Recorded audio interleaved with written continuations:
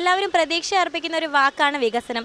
തങ്ങൾ താമസിക്കുന്ന നിയോജക മണ്ഡലത്തിൽ പ്രതീക്ഷയ്ക്കൊത്ത വികസനം നടന്നിട്ടുണ്ടോ എന്ന് നമുക്ക് ജനങ്ങളോട് തന്നെ ചോദിക്കാം. ഇന്ന് ഞങ്ങളുള്ളത് മാവേലിക്കര നിയോജക മണ്ഡലത്തിലാണ്. ഇവിടുത്തെ വികസനത്തെപ്പറ്റി നമുക്ക് ചോദിച്ചറിയാം. ഒറ്റ വാക്കിൽ പറഞ്ഞാൽ ഇല്ല എന്ന് പറയാം. വികസന പ്രവർത്തനങ്ങൾ സാധ്യമായിട്ടുണ്ട്. ഇപ്പോൾ ഇലക്ഷൻ പ്രമാണിച്ചൊരു ഹോസ്പിറ്റലിൽ നിലവിൽ ഉദ്ഘാടനമായിരുന്നു ഇന്ന്. സർക്കാർ കാര്യങ്ങളെല്ലാം ചെയ്യുന്നെങ്കിലും പക്ഷേ നല്ല രീതിയിൽ ഇതിന് താഴെയായിട്ടുള്ള ഉദ്യോഗസ്ഥരൊക്കെ ഇതിനെല്ലാം മുന്നോട്ടിറങ്ങിയെങ്കിൽ മാത്രമേ ഇവിടെ എല്ലാ കാര്യങ്ങളും വികസനം ഉണ്ടാകത്തുള്ളൂ. ജനങ്ങൾ വളരെ പ്രതീക്ഷയോടെയാണ് ഒരു ജനപ്രതിനിധിയെ തിരഞ്ഞെടുക്കുന്നത്. അപ്പോൾ മാവേലിക്കരയിൽ പ്രതീക്ഷിച്ചത്ര വികസന പ്രവർത്തനങ്ങൾ സാധ്യമായിട്ടുണ്ടോ? ഒറ്റ വാക്കിൽ പറഞ്ഞാൽ ഇല്ല എന്ന് പറയാം.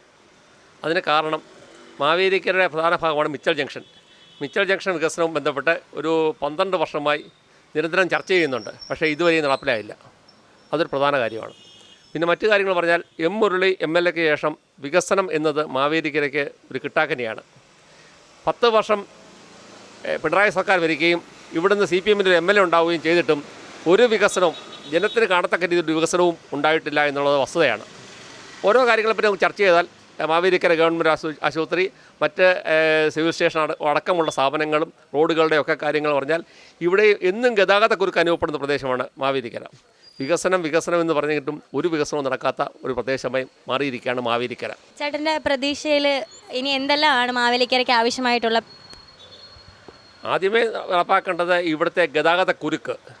മാവേലിക്കരയിൽ അനുഭവിക്കുന്ന ഏറ്റവും വലിയ പ്രശ്നം ഗതാഗതക്കുരുക്കാണ്. ഒരു പാർക്കിംഗ് സൗകര്യമില്ല.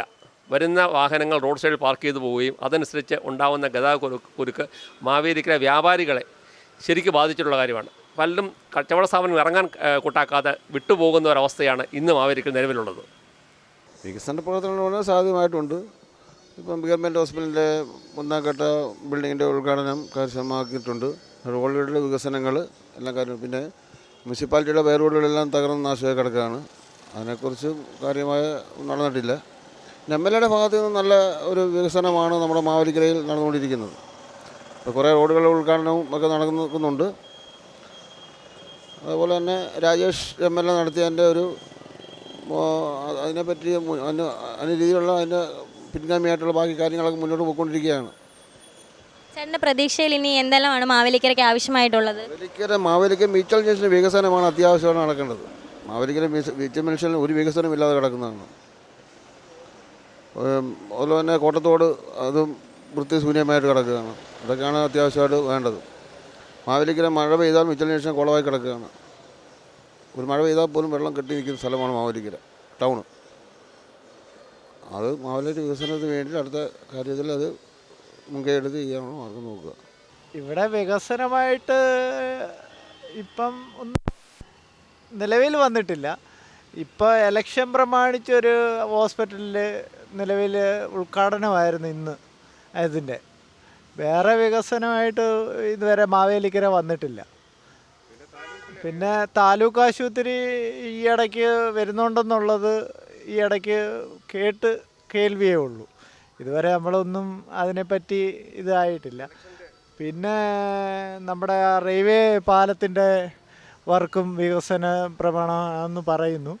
ഇനിയിപ്പോൾ എന്തുവാ എന്നൊന്നും കുറേ നാളായി മനുഷ്യർ ഒരുപാട് മാവേലിക്കര കിടന്ന് ദുരിതം അനുഭവിച്ചിട്ട്. ഇതിന് ഇനിയെങ്കിലും ഒരു ആര് വന്നാലും ഇതിനൊരു പ്രതികാരമായിട്ട് എന്തെങ്കിലും നടത്തിയാലേ നമുക്ക് വികസനം ഉണ്ടാവും. മാവേലിക്കര ഇതുവരെ വികസനം ഒന്നും ഉണ്ടായിട്ടില്ല. ആകെ വികസനം ആ സിഗ്നലിൻ്റെ അവിടെ ലൈറ്റ് കണ്ടോ? അത് സന്ധ്യയാകുമ്പോൾ അത് കത്തത്തില്ല. കണ്ടിട്ടുണ്ടോ?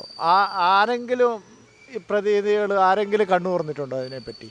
ഇതുവരെ ആരും കണ്ണു തുറന്നിട്ടില്ല ആ പ്രതിനിധികൾ. അതിനാദ്യം ഒരു തീരുമാനം ഉണ്ടാക്കണം. വികസനം എന്ന് പറയുമ്പോൾ അതൊക്കെയാണ് വികസനം.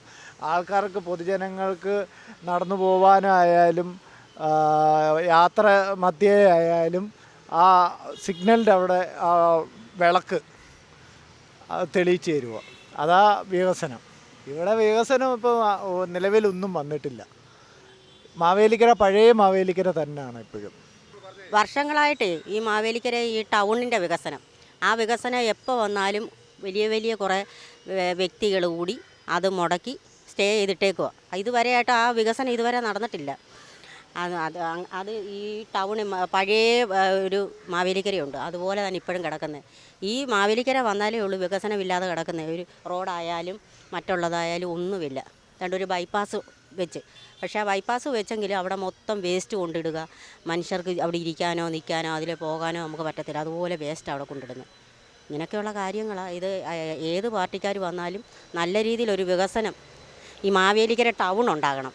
ഇപ്പോൾ തന്നെ ടൗണിന് ഇവിടെ ഈ റോഡ് വികസനത്തിന് വേണ്ടി വന്നിട്ട് അതെല്ലാം സ്റ്റേ ചെയ്തിട്ടേക്കുവാ. അതിനൊക്കെ ഒരു മാറ്റം ഉണ്ടായിട്ട് ഈ മാവേലിക്കര ടൗൺ നല്ല രീതിയിലൊരു ഇതാകണം. അതുപോലെ തന്നെ ഈ മാവേലിക്കര ജനങ്ങൾ വരുന്നില്ല. എന്തുകൊണ്ട്? പന്തളം, ഹരിപ്പാട്, ചെങ്ങന്നൂർ ഇവിടെയൊക്കെ നല്ല വികസനമാണ്. റോഡായാലും മറ്റുള്ള കാര്യം. ഈ മാവേലിക്കര മാത്രം മുടിഞ്ഞ് കിടക്കുക, ഒരു ഇതുമില്ല. ജനങ്ങൾ അതുകൊണ്ട് ഒരു കാര്യത്തിന് ജനങ്ങൾ വരുന്നില്ല. പകലായാലും നോക്ക്, ആളുകൾ ഉണ്ടോ? സ്റ്റാൻഡിൽ ഒരു ബസ് സ്റ്റാൻഡ്, കാടിനകത്ത് ഒരു ബസ് സ്റ്റാൻഡ് വെച്ചേക്കുന്നു. അവിടെ ആയാലും ആ ബസ്സിനകത്ത് ആളില്ല, സ്റ്റാൻഡിൽ ആളില്ല. സന്ധ്യ കഴിഞ്ഞാൽ പിന്നെ ബസ്സൊന്നും സ്റ്റാൻഡിലോട്ട് കയറത്തില്ല. ഇങ്ങനെയൊക്കെയുള്ള കാര്യങ്ങളാണ്.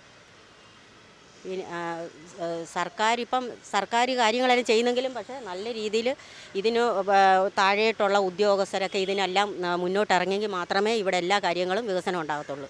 സമയത്തിന് മാത്രം ഒരിക്കലും വികസനം കൊണ്ടുവരരുത്. വരുന്നെങ്കിൽ ഇത് ഇലക്ഷന് ജയിക്കുന്ന തൊട്ടുള്ള വികസനമാണ് ഇവിടെ കൊണ്ടുവരേണ്ടത്.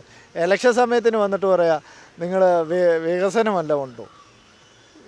ഒരു വികസനം എല്ലാവരും ചോദിച്ചോട്ട് പോകുന്നതല്ലാതെ ഇവിടെ വികസനമൊന്നും ആരും കൊണ്ടുവരുന്നൊന്നുമില്ല. അത് നിറവേറിയാലല്ലേ നമുക്ക് പറയാൻ പറ്റും വികസനങ്ങളുണ്ടെന്ന്.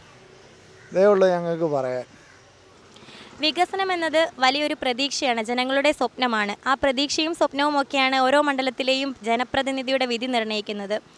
മറ്റ് ചോദ്യങ്ങളും ഉത്തരങ്ങളുമായി നമുക്ക് വീണ്ടും കാണാം. 140 ന്യൂസിന് വേണ്ടി ശ്യാം കറ്റാണത്തിനൊപ്പം ദേവിക.